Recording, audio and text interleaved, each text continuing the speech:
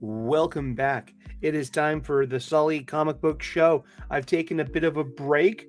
I needed it. I mean, come on. You try spending your hard earned cash on some of these comic books week after week after week. Well, technically, I only spend my money on good comic books. But, it is the essence of the eternal debate, objective versus subjective. What is objective versus subjective? It is the crux of all kind of observation. It really is. The simplest way to describe objective versus subjective is this, in my humble opinion. The apple is green versus the apple is delicious / the apple is gross. That is subjective, objective. That is object. The apple is green. That is objective. What is subjective is the apple is delicious. I love a Granny Smith apple. That's my favorite apple to eat as a snack. Seriously, I'll take the green apple. I love that. Yeah, give me that one. But that's subjective. The apple is delicious. Or, ew, the apple is gross. Avocado. I mean, I boil things down, no pun, to food metaphors and cooking metaphors and cooking allegories all the time and workplace stuff all the time. Because I am a professional chef. Welcome to the Reverend Sully Network. If you're new here, please smash that like button and hit that subscribe button. I've taken a little bit of a break and I've lost several subscribers because of it. And that's, something I have to take on the chin and just pick myself up and keep going.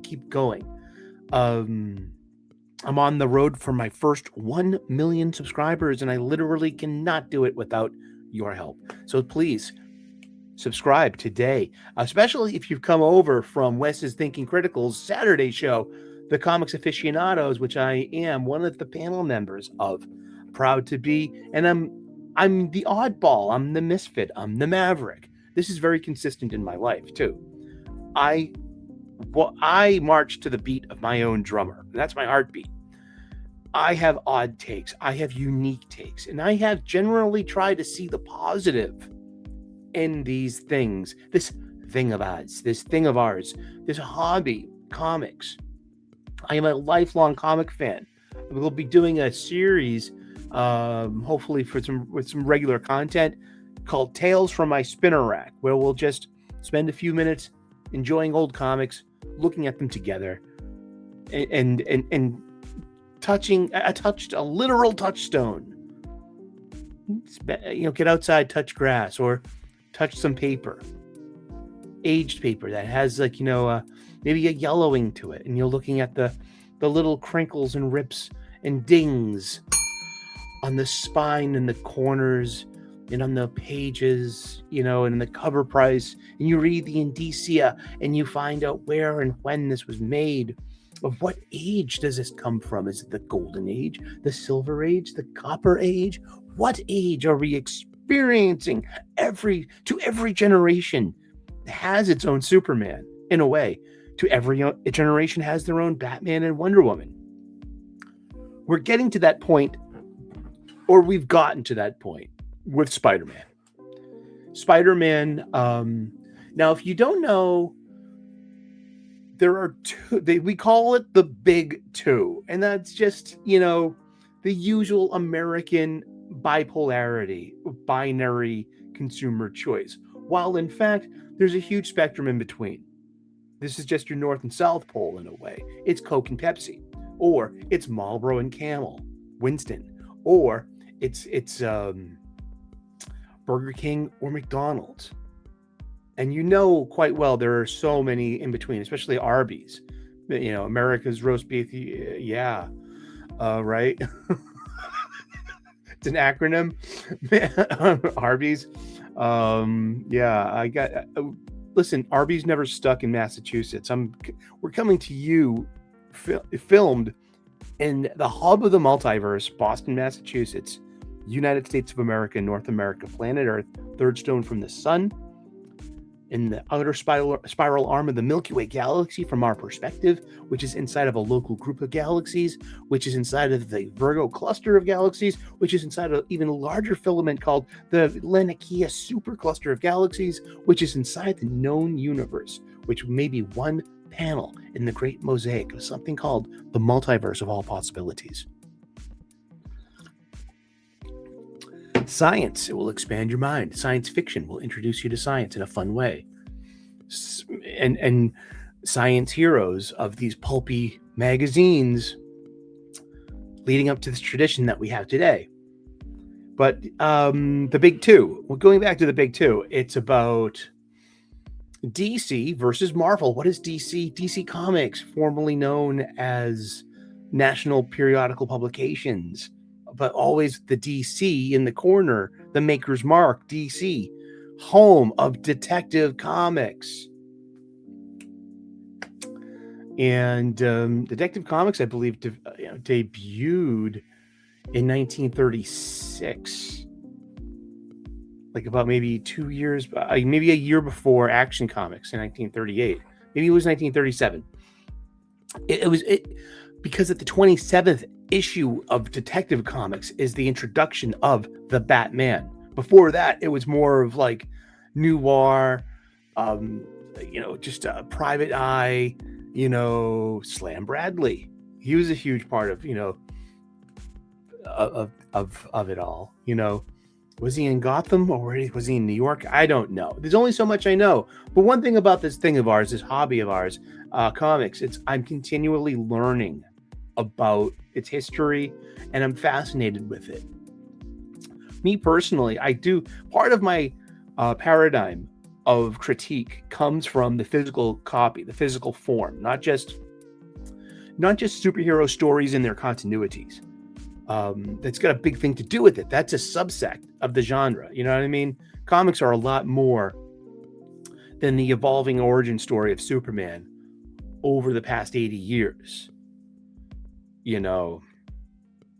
you know in the John Byrne Copper Age Superman, he was literally born on Earth?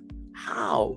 Well, because it was the Kryptonian birthing matrix, and it hatched on Earth. So Jor-El and Lara never got to hold baby Kal-El and place him in the rocket. They just rocketed their joined genetic material that existed in an incubating embryonic egg to be hatched. It was like the John Byrne's vision of Krypton was, I loved that stuff. That was like, I was 12, 13, 14 years old. World of Metropolis, world of Smallville, world of Krypton. And art by Mike Mignola before, he turned me off by being, maybe I should just forgive Mr. Mignola.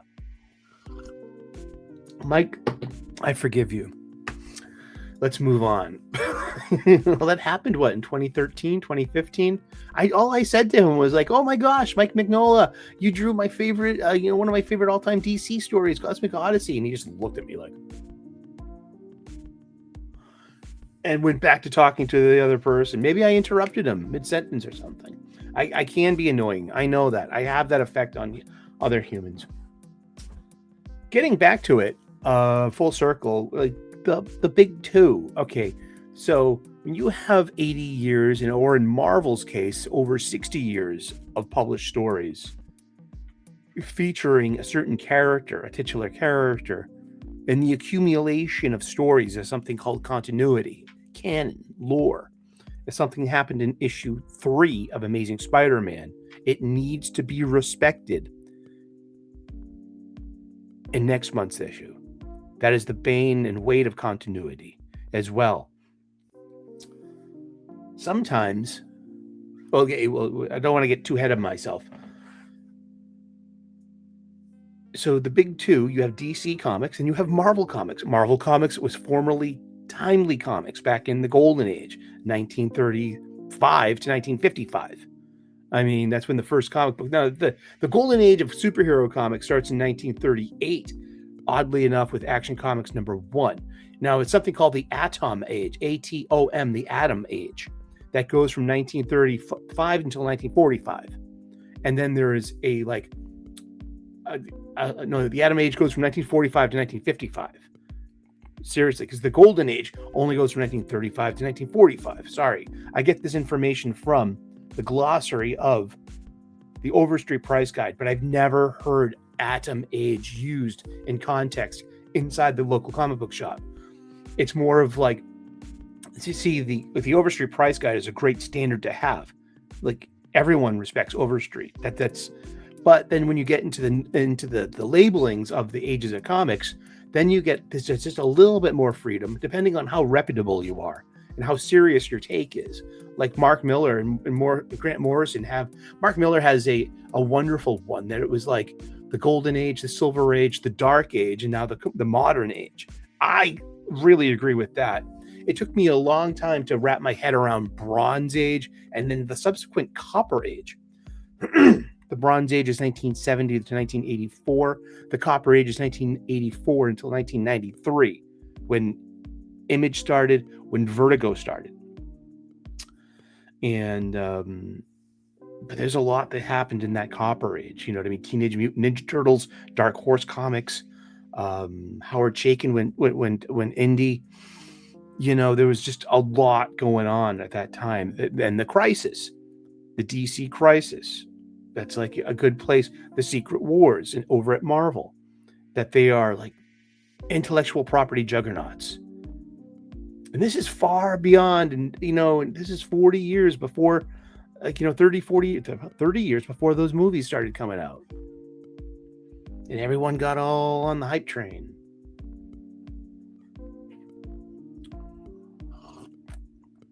But bottom line about the big two is the DC has this thing called a crisis. A crisis resets the timeline. It gives an opportunity for creators to tell new stories with new circumstances, with the old characters. And it's a constant kind of struggle with creators and older fans being like, how much shit that Ram V got for his Gotham Nocturne.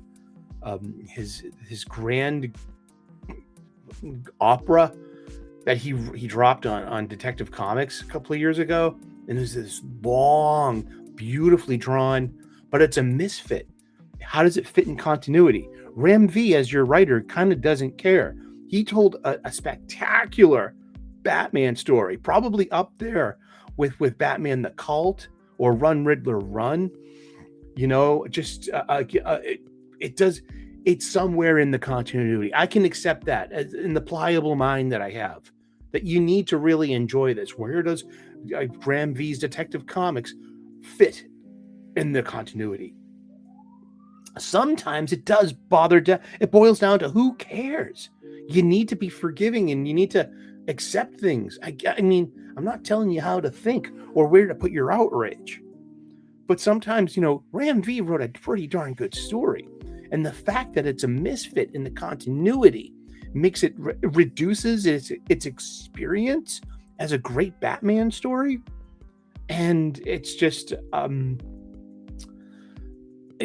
don't know. What am I supposed to do with that? And especially as a fan and as an aging fan. But also I understand that continuity matters and continuity needs to be respected. But yet, new creators need the space and the time to tell new stories with new, voices. So Marvel has something called sliding timeline. They don't have, so from the first appearance of the Fantastic Four in 1963 comes the genesis of the Marvel sliding timeline. And in 60 years of publications, 63 years now of publications, that time has marched on about 15 years on what we refer to as Earth 616, the prime Marvel Earth, where everything happens. Peter Parker is no longer a 15-year-old high school kid who got bitten by a radioactive spider on a field trip to a science lab. He's a 30-year-old man with broken relationships, an aging aunt that he's taking care of, you know, in the silver years of the golden years of her life. He's juggling jobs and his home, and he has all these smarts and all these powers, yet he's continually facing, Maslow's hierarchy of needs, his, like, especially security in his home life. How many times have you seen the late rent due envelope underneath Peter's door? That's a cliche at this point. You figure at 30 years old, there have been storylines where he's successful. There's been Parker Tech. There's been he's worked for Oscorp with a reformed Norman Osborn. He's currently working at some kind of another bio firm. Maybe he's like a cautionary tale for the endless rat race of the master's programs in the biosciences. Like, what corporation are you working for? Remember, we were selling Globochem back in 18, and just something, I don't know. My favorite kind of post Daily Bugle life of Peter Parker would be him as a school teacher, and that was a pretty good run. Mr. Parker being a science teacher, back in Forest Hills, Queens, where he's from, being his friendly neighborhood Peter Parker, as well as the friendly neighborhood Spider-Man. All this rambling I have a lifelong love of Spider-Man.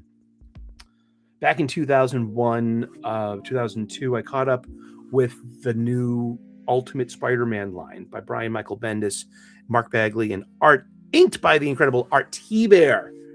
I caught on quickly with Power and Responsibility, the first trade paperback, then became a slavish devotee of the floppy, which I pretty much got the entire run.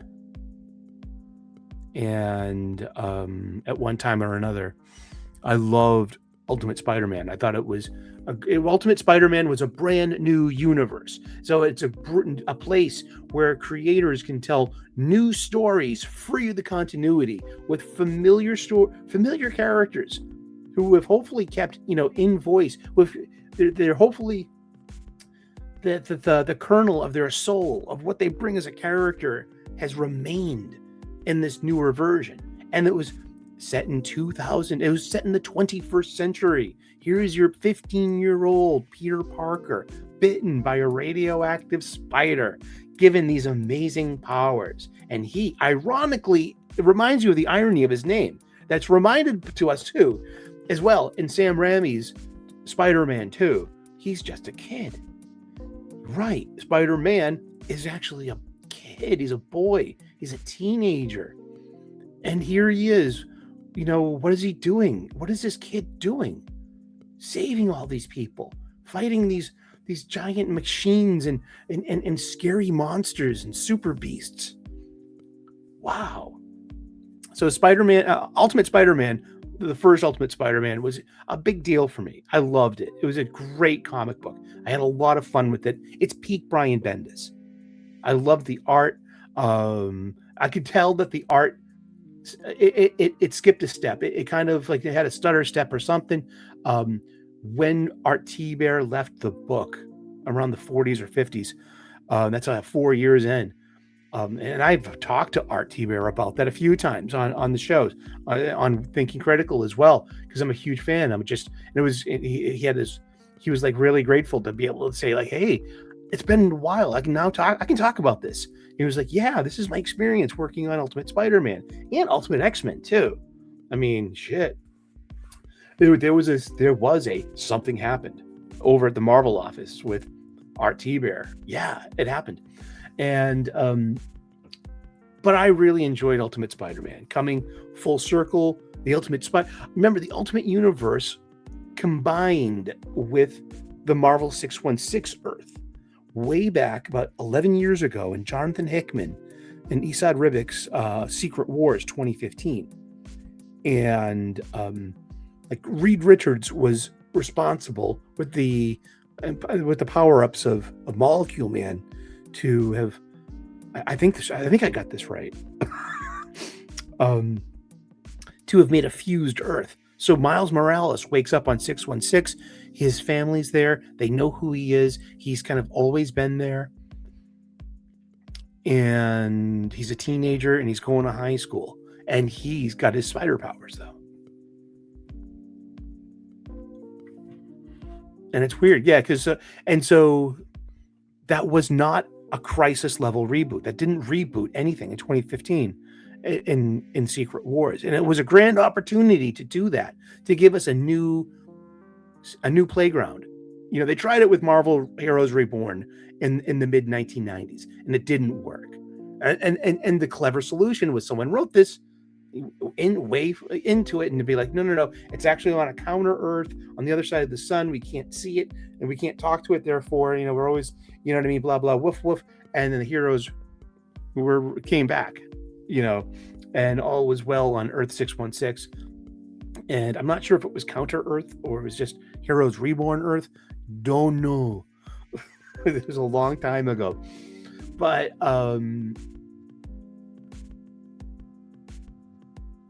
the Marvel universe has remained kind of unchanged even after 2015's, you know, and also there was some damage done to it as well with, you know, if you think about it, Brian Bendis's Age of Ultron, you know, with Sue and Logan, you have to keep on going back in time over and over again to, like, you know, try to fix things and try to, you know, and interfere with history.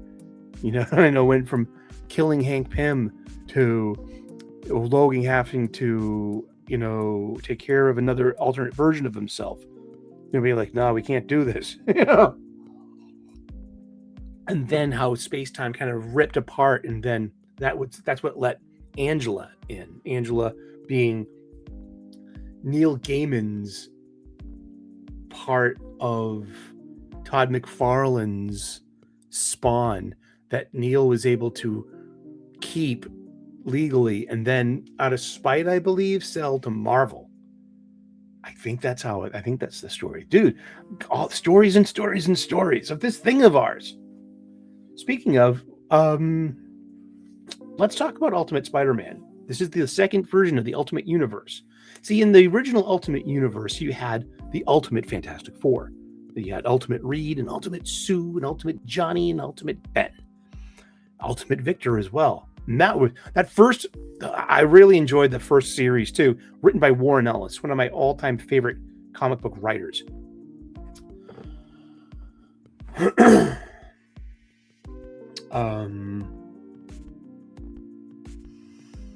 But in Jonathan Hickman's hands later on, Ultimate Reed has a heel turn. What is a heel turn? A heel turn is a wrestling term. It's about the story of wrestling, about the storytelling in wrestling, about the character, not necessarily the wrestler themselves, but the character they're portraying, their allegiances, their friendship, their allies. And doing a heel turn means you've taken a turn to play the bad guy, the heel.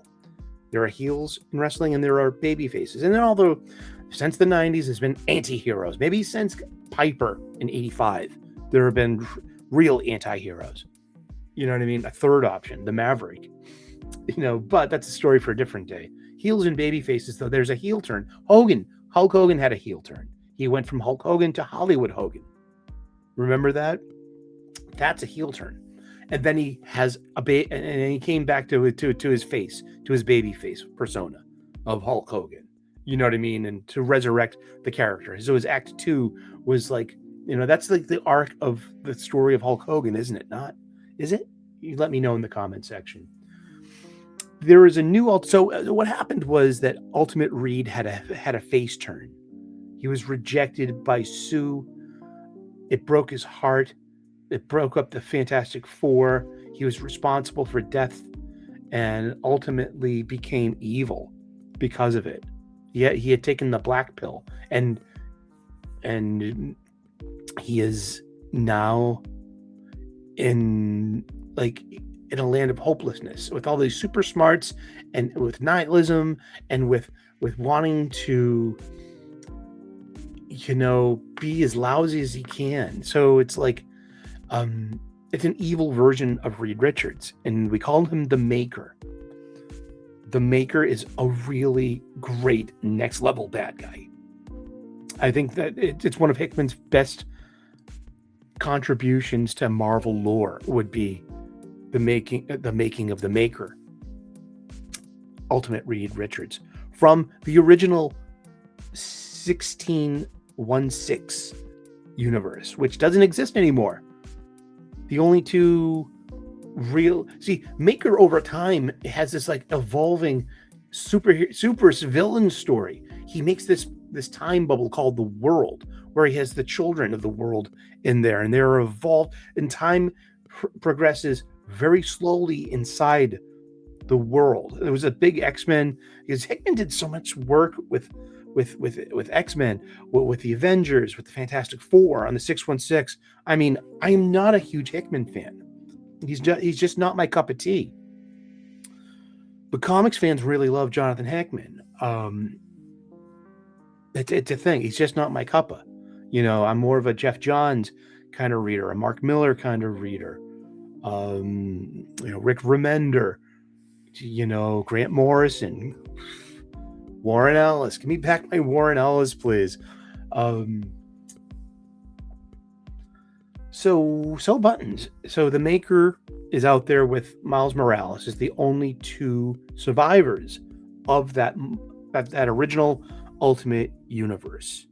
And so much so that like Ultimate Reed joined with Ultimate Venom or Ultimate Null. And so he split his consciousness into many symbiotes that inhabited all these different parts of the multiverse and shit. So Ultimate Reed, the Maker, creates a new Earth in his image. And this is the whole posit for the new Ultimate Universe launched over 2 years ago by Jonathan Hickman himself. And so on this world, Ultimate Reed messes with time.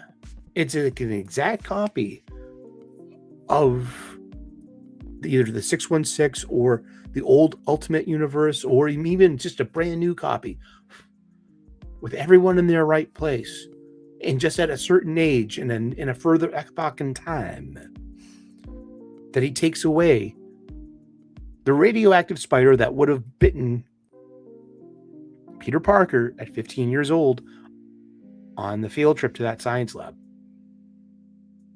And that's the inciting incident of Earth 6160, the new Ultimate Universe. The Maker then goes through time and one by one changes the inciting incident of all of Earth's heroes. And he makes an Earth in his image with villains, with a cabal, a panel of supervillains in each continent. That they are the Maker's Council. And then over time in stories, now we have the Ultimates written by Denise Camp. You have Brian Hill's peak, the best of the best, in my humble opinion, was Brian Hill and Stefano Caselli's Ultimate Black Panther. Those 24 issues are freaking great. Then you have the opposite of that, Peach Momoko's Ultimate X-Men, which is a beautiful magazine. It's done by Peach herself. She does the art, she does the inking, she does the coloring, and she even does the lettering. And it's lettered originally in Japanese and it's translated into English. It is just not my cup of tea. I say a lot of, barbed, sharp, edgy, maybe even sometimes nasty and quasi-misogynistic things about this book. But it's my experience and my humble opinion. It's just opinion. All it is. It's a take. It's a hot take. And as we say here in this channel, please don't burn your hands holding onto my hot takes. If you do, well, that's on you, pal. Seriously, I've heard it from a few different fans out there. Oh, Sully was such a misogynist about Ultimate X-Men. Yes, I have been. I was buying it, issue 1, 2, 3, and 4, and then I figured it out that there are no heroic men in this book whatsoever. It doesn't matter how beautiful this is drawn, how great the colors are, the art progression, the panel progression, the grotesque and horror that Peach Momoko is her bread and butter. It's a world devoid of heroic men. Now there is one halfway heroic man that ends up appearing in issue 23 and has a minor story note in issue 24, the last issue. But I remain unchallenged with merit or evidence about my claim, and I remain victorious, and I stand correct that my assertion that Ultimate X-Men by Peach Momoko was a misandrist book, because of the sheer definition, the sheer lack of heroic men and boys. They're all self-deletion victims. They're all cruel and mean. They're all, one's a host for the Shadow King. They're all a megalomaniac leader of an evil, Brotherhood of Mutants. They're for 24 issues. There was like one, and it was his name Amado, and he had that stream spirit thing. And so he kind of helped the girls out a little bit by the end. That's it. In 24 issues. It is so girl forward, so girl boss, but it's like, how did the Japanese reproduce if the men are so darn unlikable? How do these nice girls find guys that they could, fall in love and have children with to make another generation? How did that Japan get there? If the men were so damned unlikable, so damned unheroic, unworthy, you know what I mean? It's just awful. That's comic book shop talk. It just is. I mean, but I'm just saying, it's like by not having any heroic boys or men in an X-Men title, it betrays a lot of the. For me, I felt betrayed. Yeah, I mean, this is. I'm glad that Marvel did something off the beaten path, though. They took a chance. They stepped their toe into something a bit more anime kind of influenced and marketed.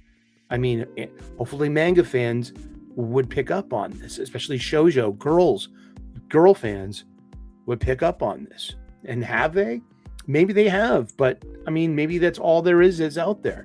But you kind of turned away a reader like me, who would have bought all 24 issues, like I did with Ultimate Spider-Man.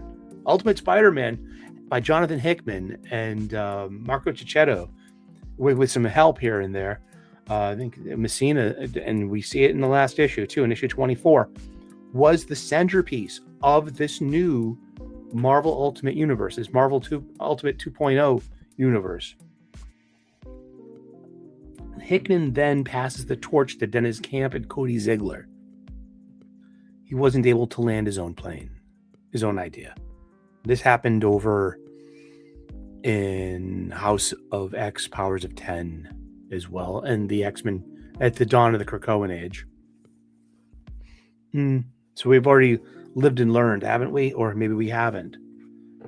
You got to figure, like, sometimes in concept, from concept to page and shelf, there's got to be 2 years sometimes in between your grand conference and like, this is going to be our big event, this is our big vision, we got to get the artists, and then when you establish the skeleton of this, you start adding on your spin-off books and you hand them off to like your lesser lights, not your superstars, but your lesser lights,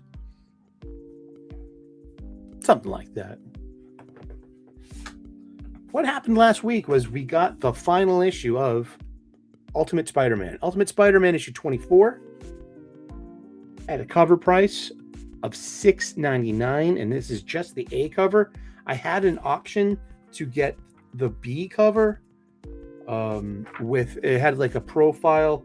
It looked more like this variant cover, but it had like a profile of Kingpin and some of the Ultimate Sinister Six. And so what happened with Ultimate Spider-Man? I don't know. You tell me. Here it is. Ultimate Spider-Man.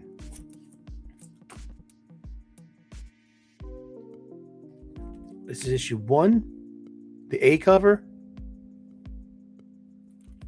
There's issue 2. This really nice variant cover I got.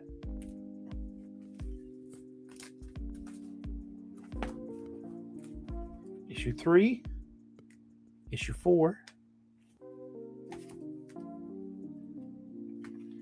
issue 5, issue 6. Now, how much do these go for? This is a $4.99 magazine. What I'm not going to do is I'm not going to open up every single one of them. And we're not going to count the number of panels and pages that we actually see Peter Parker in Spider-Man action. There is so few and far between. Issue 7. He's starting his friendship with Harry and his partnership with Harry, who is, it's the ultimate universe. There's a different inciting incident for all of these heroes. Tony Stark has found these things called origin boxes that have now come into play, and by the end of the Ultimates, we see this in Ultimate Incursion number 5. Miles Morales returns to the 616 with with all origin boxes. These origin boxes will be given out to new players to have powers and a power set in the next coming Marvel event. And there will be a Ultimate Reborn event as well. So this is not the last we'll see of Peter and Mary Jane Watson Parker. Peter Parker, his wife Mary Jane Parker, and their children Richard and May. And then from issue 8 on, I haven't been begging or boarding, but I got them all. Gotta get them all. Get them all. That's what Pikachu says, whispers to me in my ear. Oops. Turkey's done. There's 9, 10. Introduction of Black Cat. Oh, she's black. She's black. I know. Sure. Hey, look, it's a Santa cover. Remember, one of the conceits of this book was that it happens in real time. So every month that passes by in publication on these floppies, not the trade paperback, and between every chapter in your trade paperback or omnibus is going to be a month time passed in the world. So we see that their children must age 2 years. Richard has to age from 13 to 15. May goes from child to being a preteen or a tween. Ultimate Craven. I got a few variant covers here and there. 14, 15, 16, 17. Great. One of the highlights of Ultimate Spider-Man for me was Ultimate Mr. Negative. Mr. Negative for me is probably one of the best newer additions to Spidey's Rogue Gallery. Great power set, and I love the simple design. His design here is not that far different from his his Earth 616 look. It's basically a big showdown between Spidey and Kingpin and Mr. Negative. For the rest of the book, we find out things about Gwen, and her role in Mysterio. There were 5 people as Mysterio. And then upon an assassination plot, they became a gestalt. You know what I mean? Like, ask yourself if you're a Transformers fan. Like, when Bruticus or Devastator, assemble, is that a new personality made of all 5 different Constructicons or Combaticons? Are one of them like a prime personality? Well, we don't know exactly. These are comic book shop style conversations. There was an interesting DC book called Engine Head that came out in the early aughts, and it was about 5, washed up heroes and villains who decided to sacrifice themselves to become one composite being. And it was interesting because the composite being was a new personality, a new, were they a new soul though? This conjoining of 5 different souls. It didn't go very far, and I don't think the story ever concluded. But I'd like to go. I love the art on that. Engine Head was an interesting book. It was really it was odd. And comics are a great place for odd stories. And this is, Ultimate Otto Octavius, who becomes begrudgingly a hero, and the superior Spider-Man, the ultimate superior Spider-Man. Issues 23. Issue 23 was $5.99, I think. And this was $6.99.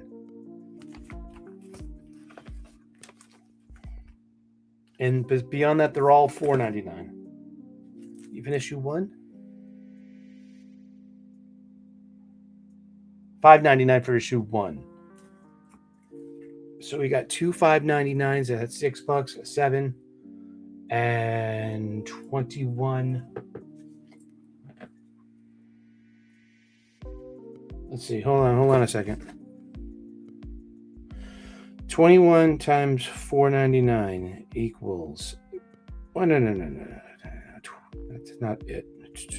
21 times $4.99 equals $104.79. So plus $5.99 plus $5.99 plus $6.99 equals. I spent $123.73 on these 24 issues. I mean, what's the collection going to be worth? I mean, how much are the trade paperbacks going to be? If once they figure out they're going to have to be 6 issues each, that's 4 of them, correct? Because they don't. It's usually they're 5-issue arcs now. When it comes to doing the the trade paperback route. But yeah, here is the complete Ultimate Spider-Man. What should I sell this for? Should I bundle this and sell it? Will this be the only way to get an ROI on this product, a return on investment? Can I make back my $123.76? Will I be able to get that money back? Will I be able to make a profit off it? Well, it depends on how good quality the rest of the books are. These books are gotta be high 8s or early 9s. They are no dings. I just need to put them in bags and boards. They've been read once and they've been put aside into a box. Should I have put bags and boards as soon as I got it? Of course. I kind of fell off the wagon with bagging and boarding, but that's a rainy day thing too. It's a great rainy day task. I have boxes and boxes of books that need to be sorted, alphabetized, properly chronicled, and bagged and board. It's part of the life of being a comic book fan and going to the comic book shop. Now, look, this is $123 and what, 76 cents was that? Yeah, $123.76 of publications dutifully curated over 24 months, over 2 years of patronage, of going to my comic book shops and being tuned in. This is a run. This is a comic book run. This is done by one writer, Jonathan Hickman, primarily with one artist, Marco Cicchetto. There are some fill-in art here and there, that happens. Yeah, MESSINA basically is the fill-in artist. And so it's either MESSINA or Cicchetto. And that's the rotation of the book. Was it good? It was fine. But yeah, I mean, was it worth it? Is it ever worth it anymore? I mean, what is it worth? The most sobering thing in the world for me, as am I a collector? I never felt that way. I always felt like as though I am an accumulator of comics, not more so than a collector. I like to buy them. It's been a part of my life all my life. And they accumulate. And do you ever read them again? It's very, very few and far between that I have to admit. Seriously, this is like a self-audit.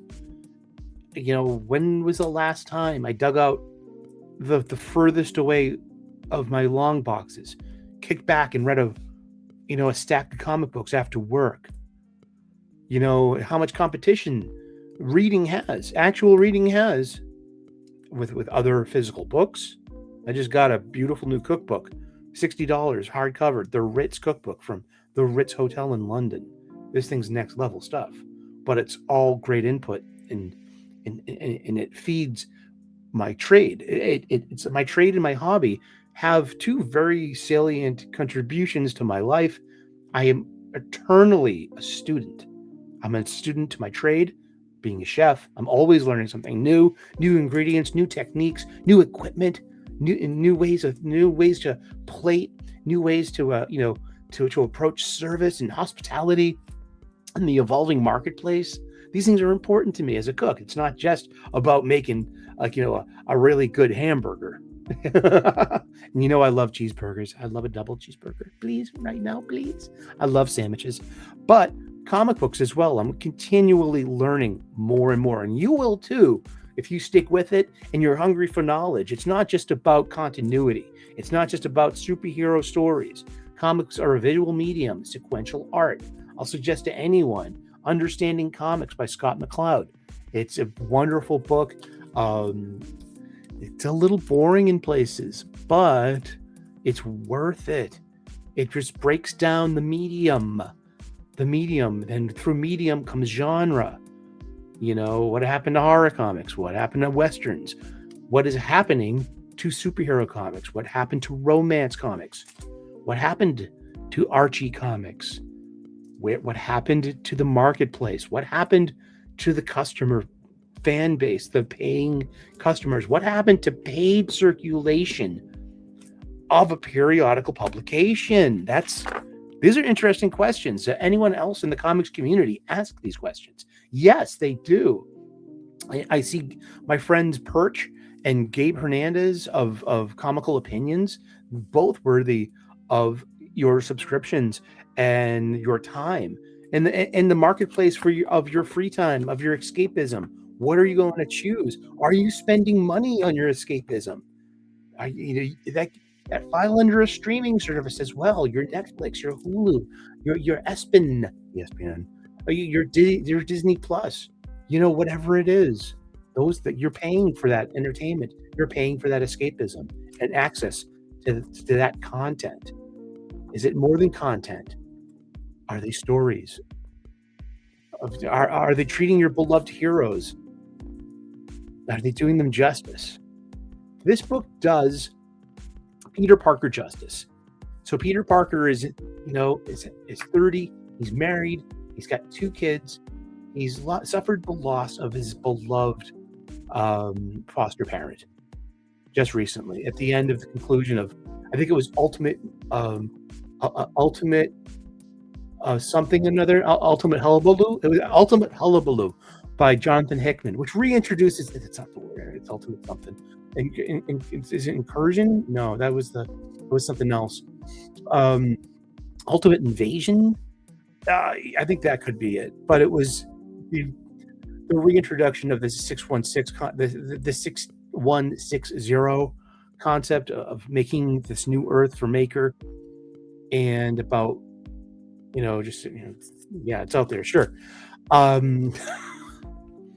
But Spider-Man, at the end of that story, is the Maker's Council setting up Tony Stark by committing an atrocity, by having an orbital attack on Manhattan, and there was a huge civilian casualty number, and part of that was Norman Osborn and Aunt May. But in this book, he's got Uncle Ben. Remember, if he never became Spider-Man, Uncle Ben never would have been at the wrestling thing, or, would never have been there that night, that fateful night. But Peter is then given one of these origin boxes through a time-traveling Tony Stark, trying to fix history. And he's given his amazing power set back, and a suit that has its own story too, and that becomes something that could be close to an ultimate symbiote, that could be close to an ultimate Venom, which not quite though. It does, but not quite. And but it's really what it boils down to in issue 24 for me is this wonderful flashback scene. And I'm going to, here's your spoilers, okay? And the flashback scenes are drawn by MESSINA. Is it not David MESSINA, or is that was David? No, it's David MESSINA. I thought that David MESSINA was the other part of LOGGINS and MESSINA, the 70s troubadour duo that put the songwriting talents of Kenny Loggins on the map. LOGGINS and MESSINA, anyone? I'm alright. Nobody worry about me. Oh, you're gonna give me a fight, and why don't you all let it be? Who do you love? All right. Well, here's the last page. Here's your spoiler. All right. Richard's in his suit. The kids are fine. The couple is intact. Peter has overcome his challenge and waiting for what's next. Unfortunately, Ultimate Endgames issues 1 and 2 pretty much spoils the ending because Dennis Camp makes the choice to start after the conclusions of Ultimate X-Men, Ultimate Black Panther, and Ultimate Spider-Man, where he'll have these characters. I think May Storm shows up, Eric Killmonger shows up, and Peter Parker is there too. As we enter the world, the Maker has been trapped inside of his own creation, the world, for 2 years. That was the trap. That was the set. And now the door is opening. And what's become of the Maker? Will these new heroes be able to stand up to him? Spider-Man, Black Panther, these new X-Men, these new Avengers. Will they be able to save the world from the Maker? Or can they? What's going to happen? We don't know. But that's just part of Revelation and storytelling, blah, blah, woof, woof. But everything was going to land well for this book because we already had seen Ultimate Endgame issue number 1 last month. Oh, the best laid plans of Mice and Men off Gunga Gley, huh? That's what the Scottish poet Robert Burns said. The best laid plans of mice and men off Gunga Gley often go awry. Oh, wee little beastie, you set up your nest underneath that stone. Here with my plow, and I got to remove the stone, and I got to plow the field. Oh, the little burrow you made, your little nest beastie. This is not an exact quote. This is just me being riffing. But David MESSINA, the non-action parts. This is like a flashback scene. This is very familiar to anyone who grew up reading comics in the 80s and 90s, reading Amazing Spider-Man. This is the strength of this book. The reunification of Mary Jane and Peter as a married couple. And now fast forward a few years where they are parents to pretty darn good kids. And they're a loving couple. And it's, here we go. And boom, years ago, the pregnancy kit. I like this show, don't tell. I like the, I don't mind the art. It's just more of like, it's just a little kind of, it's the last issue. And he's been working on it like, probably 1/3, looking over these 24 issues. David MESSINA has done the primary art for at least 1/3 of the book. So does he deserve a place here in the final issue? Yes, he does. But it was just a little, it kind of takes you out of the story a bit. But it is a flashback scene. But here's MJ. She's knocked up. And she's going to make the big choice of foregoing her modeling and her acting and all of that. She's giving up her life. Now, in this age of feminist storytelling, of girl bosses, of you can have it all, girl. You know what I mean? You can be 9 months pregnant in a Captain Marvel suit, throwing energy bolts around because those are feminist power fantasies. And that's it. What are superhero comics? They're power fantasies written by those with the power to make them.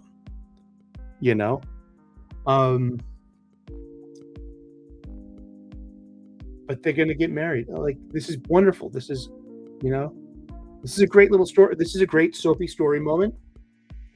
And this is the payoff of what we've been craving for. This is for all the Pete and MJ fans. So there is a world out there. There will be a world out there where Pete and Mary Jane live happily ever after, even though they live in this wild, wacky world of this ultimate Earth 6160, which may or may not live to tell the tale at the end of Endgame. But that's how it ends. That's how the story ends. This is Mary Jane and Peter's love story. This is what you're looking for as an old, aging Spider-Man fan. This is, how could it not be?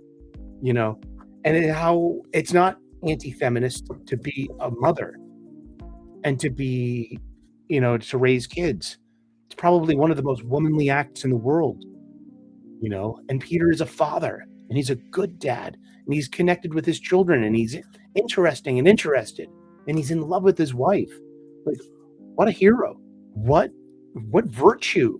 A virtuous hero, you know. And then he's given his fantastic skill set, and he realizes what's been missing from his life. It wasn't his love of MJ. It wasn't his children. It was this destiny that he knew got taken away from him. And when it was given back to him, he became a complete man. He became the ultimate Spider-Man. And thank you so much for tuning in for our spoilerific conclusion. It was overall, it was good. It was decent. It was fine. You know, comics are have a cover price about $4.99 these days. So it was paying $123.76 over 24 months in 24 easy installments for one complete Spider-Man story. This is a complete story. The 2 years of the lives of the Parkers, living on the run, how, you know, and living within the face of a great enemy, and overcoming and using teamwork and family, and including people too, like J. Jonah Jameson and even Felicia Hardy, you know, and even Norman Osborn and Gwen Stacy, you know, and they're the biggest outliers too. They're the biggest X factors. You know, when will they make their evil turn? Do they make their evil turn? You're going to have to read to find out. I don't want to spoil everything for you. Overall, Ultimate Spider-Man was enjoyable. It was it had a satisfying ending. It could have used a ton more of Peter Parker in Spider-Man costume doing spider things. Like there was one perfect Spider-Man story in here when Spider-Man is thwarting a bank robbery by Mr. Negative and his minions. And it is quite possibly some of the most pitch perfect Spider-Man antics and superheroics you'll find the entire book.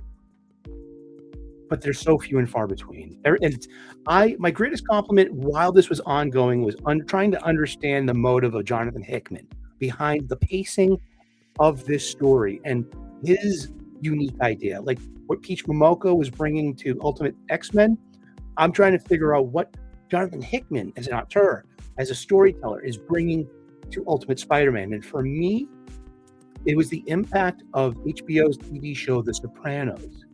This is a novel. This is an episodic novel.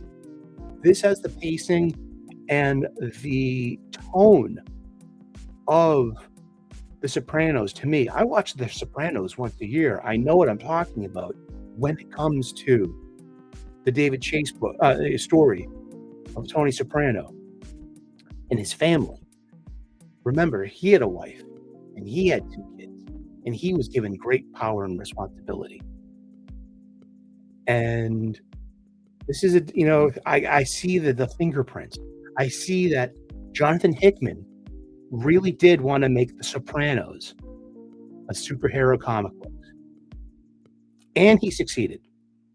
Okay, I'm going to give this a 7.5 out of 10, only because it needed more Spider-Man action. Too many single issues were left in this B characters and B story. I mean, that's why I say about Sopranos. Some episodes of Sopranos, you're wondering when's the next hit? Who's getting whacked? You know what I mean? Like, where's our gangster action? Why is Tony and Carmilla fighting over the pulp and orange juice? And remember, Sopranos was one of the first shows to make the mundane and ordinary part of the front of the show. That, it's not just about their extraordinary gangster life. It's what makes them human, common, typical American, and accessible. They are just an American family underneath all of that bluster of gangster antics. Well, same goes for the Parkers. Beyond the superheroics, they are perhaps a typical American family. I'm going to give it a reread now that it's complete. I'm going to read the whole story. Maybe I'll pick up new things. Maybe I'll be able to see with this, with the big picture, with a little bit of greater perspective. Thank you so much. Please think about subscribing to this little channel. I can't make it to 1 million without you. Literally and figuratively. Be getting back into making more and more comic book content. You'll be seeing tales from my spinner rack more often. And this has been just some comics talk about Ultimate Spider-Man. Was it worth it? Are they ever? That's a question about you and your love of green apples or not. All right. So God bless. Namaste. Good luck. And we will see you in those funny pages. You got it. Spider-Man does whatever a spider can. Can he swing from a web? Take a look overhead. Hey there goes the Spider-Man.